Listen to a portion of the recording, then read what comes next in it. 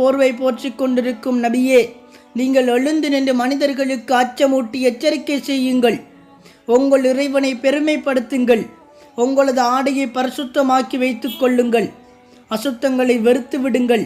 எவருக்கும் நீங்கள் நன்கு செய்து அதனை விட அதிகமாக அவரிடம் பெற்றுக்கொள்ள கருதாதீர்கள். உங்களது இறைவனின் கட்டளையை நிறைவேற்றுவதற்காக கஷ்டங்களை நீங்கள் பொறுத்திருங்கள். அல் குர்ஆன் அத்தியாயம் 74 வசனங்கள் 1-7 வரை.